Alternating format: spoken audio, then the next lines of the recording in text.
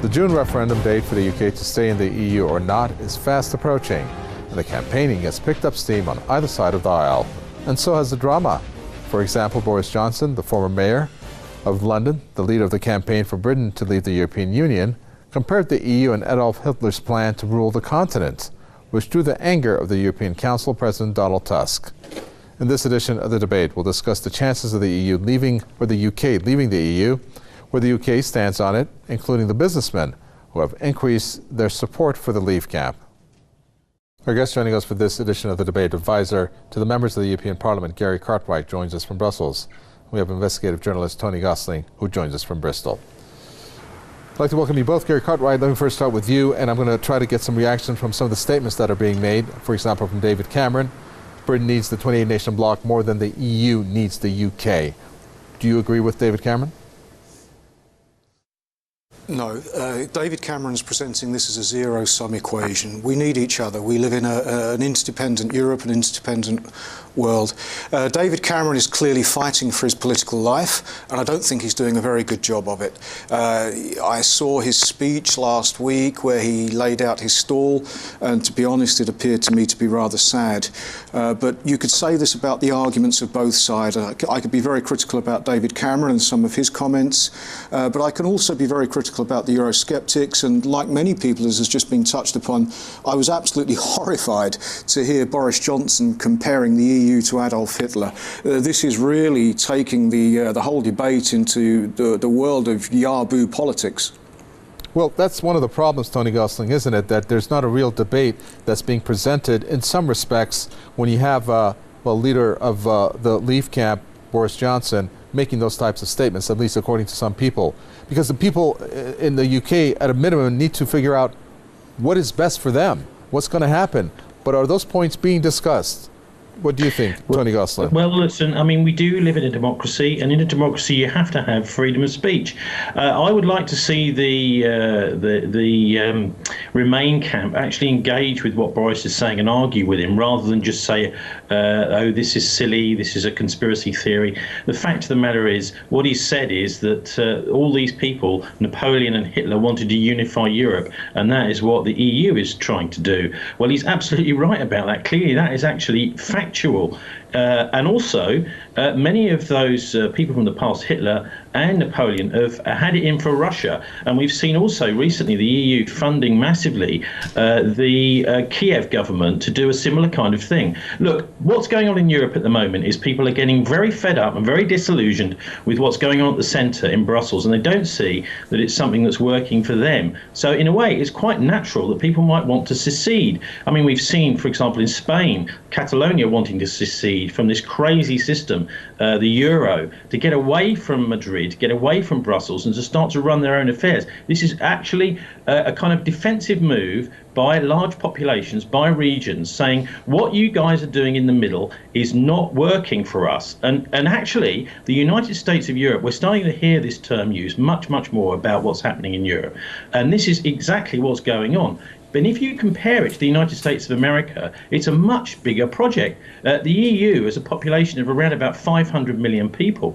In the United States is only 320 million. So you can see what's going on here is an attempt to create a United States of Europe, which actually may well be a bigger economic unit and a bigger, certainly, population than the United States, and all controlled from Brussels, all controlled from the centre, with very little democratic accountability. In fact, the people who are running Brussels, and this is why it's all been going so wrong, whether it's the migrant crisis or the economic crisis, are these commissioners. No one's elected them. In fact, what's happened is people right across Europe mostly have kicked these politicians out at the ballot box, and they're now running the show. So it's hardly surprising they're working in the interests of big business and not in the interests of small business and the ordinary voters around the continent. Well, that sounds kind of like the TTIP argument, not argument, but the TTIP deal that's kind of up in the air right now regarding some of the revelations made. But Gary Cartwright, when it comes to the EU, even the President Donald Tusk, who had some severe words for Boris Johnson, has said that the EU has its own deficiencies. It's not a complete union in terms of how it exercised some of its rules and laws. What are the deficiencies of the EU in which Donald Tusk didn't inform in that particular press conference that we saw him in? I can give one example which is very important at the moment. It relates to something called the Tobacco Products Directive. This is something which, you know, tobacco is a very contentious issue, and this directive has taken a very long time and a lot of horse trading to come to fruition. The final date for member states to transpose the directive into their national law is this Thursday.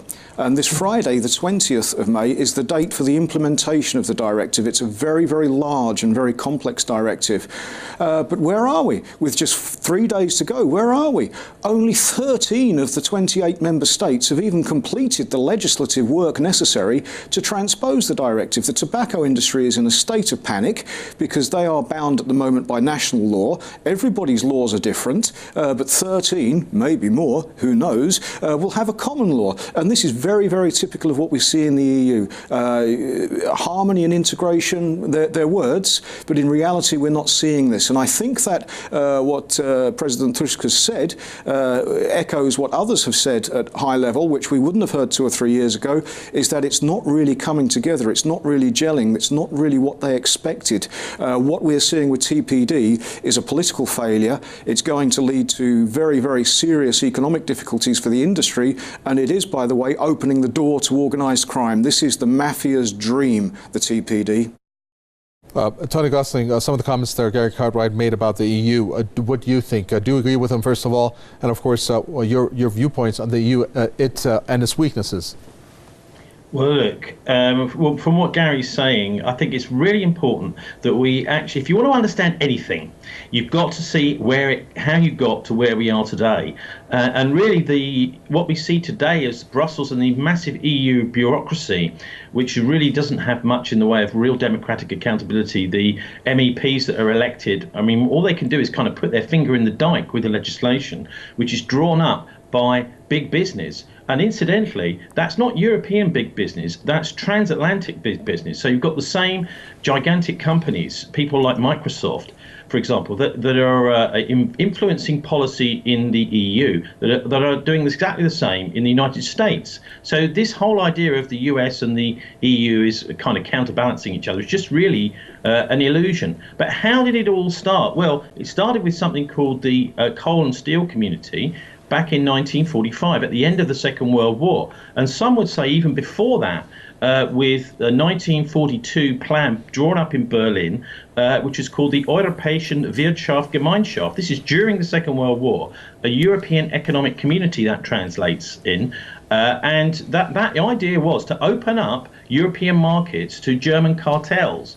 And this was partly what the Second World War was actually about. Occupied Europe was made a wonderful playground and a market for widening the market for these giant German cartels, some of which actually funded the Nazi Party back in the 1930s. Also, the Council on Foreign Relations was funding a lot of things. They had something called the War and Peace Studies Group, which funded things like the Marshall Plan, devised things like the Marshall Plan. The IMF was being devised by these people. And these are big business groups during the war thinking, well, once the war is over, we want to have more influence on governments. And one institution I must mention is the Bilderberg conferences. These I've studied over the years, and they started just about 10 years after the Second World War. And the German ambassador to the United States actually said that this was where the European Union was first founded, and that these were the people that actually put it together back in the 1950s.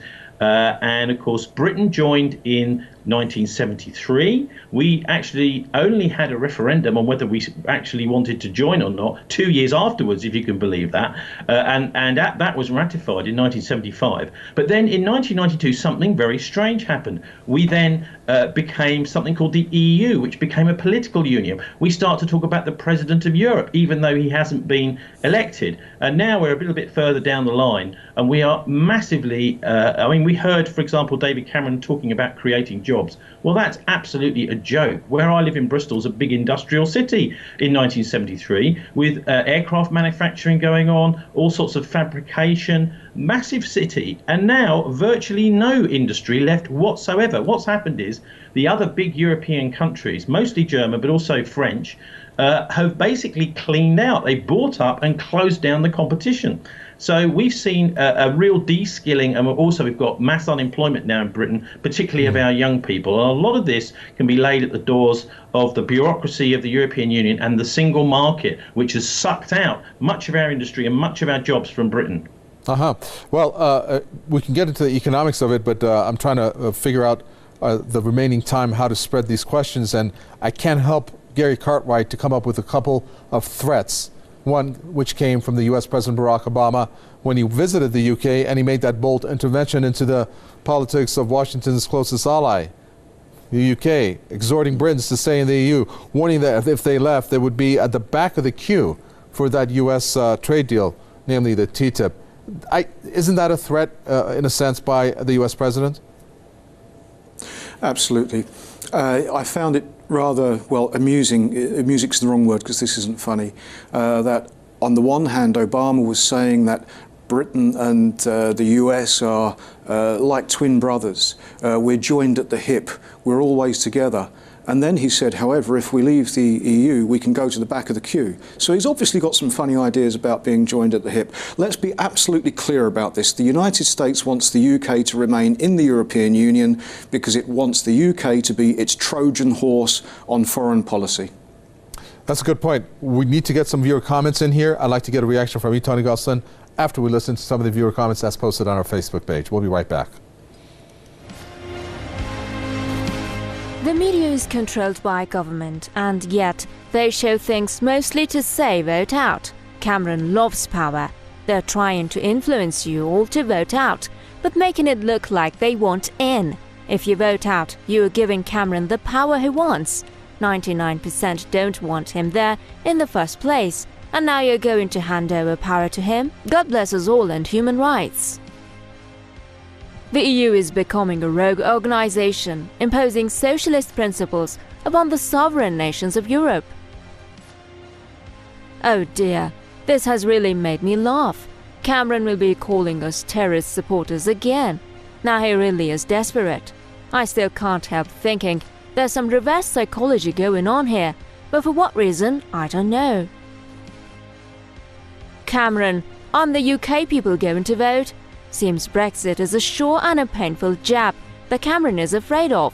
When Obama visited UK recently and spoke against Brexit, some fellow British people criticised him in the media, saying he was interfering in UK politics. There it goes. People will vote, stay or exit. Then Cameron is gonna blame many people across the globe if exit wins.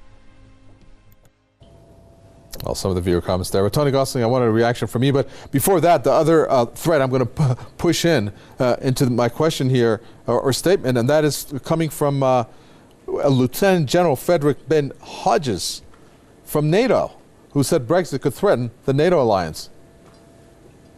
Well, all I've got to say about that is good, because the NATO has long stayed its sell-by date.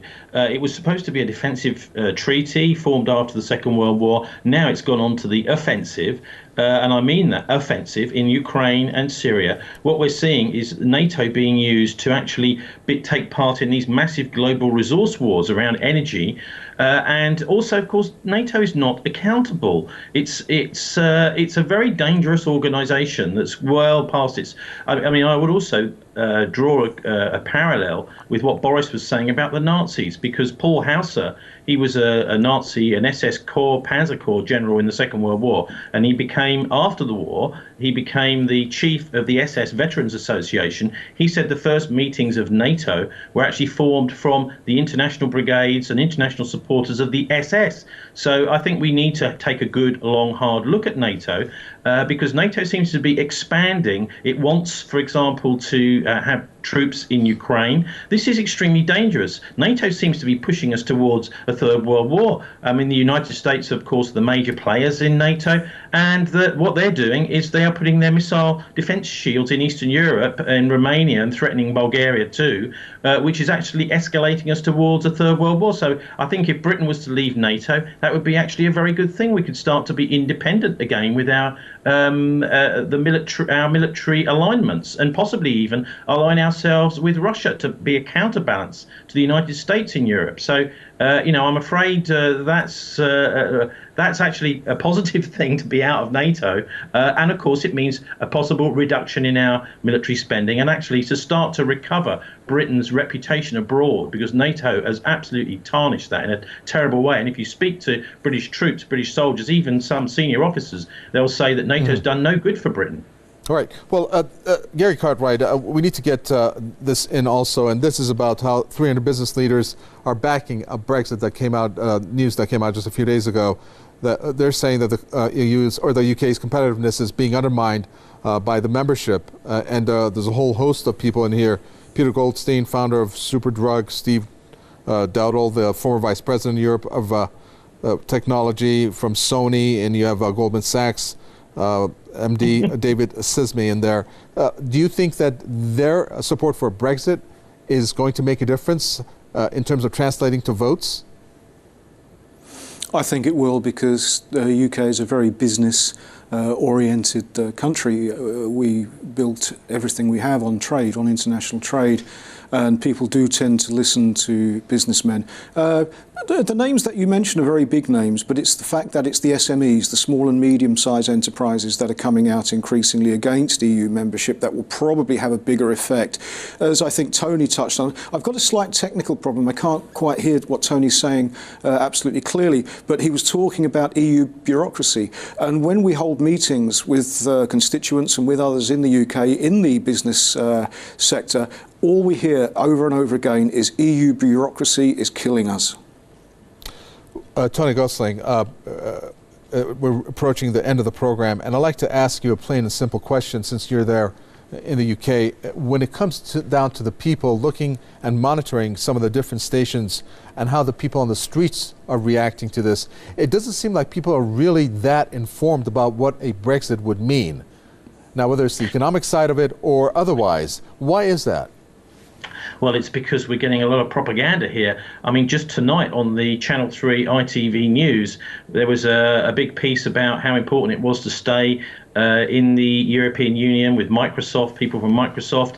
And then the announcer said, oh, we're going to hear from the other side now. And then suddenly the screen went blank. And they said, well, we apologise, we cannot bring you that report. And then later on in the ITV News Bulletin tonight, there was another sort of pro-Remain report. So there's a lot of propaganda. There isn't really, I mean, if you think about the spread of views right from one side to the other side, what you're getting is only a very partial view on the TV here. I mean, I did a video which is on YouTube entitled What the BBC Won't Tell You About Brexit, and it's actually done much better than the mainstream media in London on YouTube, and it's done much better than the Remain or the Brexit campaigns videos. So what we're seeing is a restriction of the debate, a restriction of the discussion, and the media being used, because let's not forget, the media itself is a giant corporation, and they want a corporate Europe. They don't care about the little people.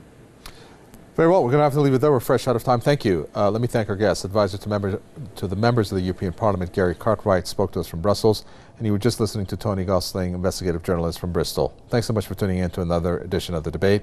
From me, Kavitawe, entire team in the capital, Tehran, it's goodbye.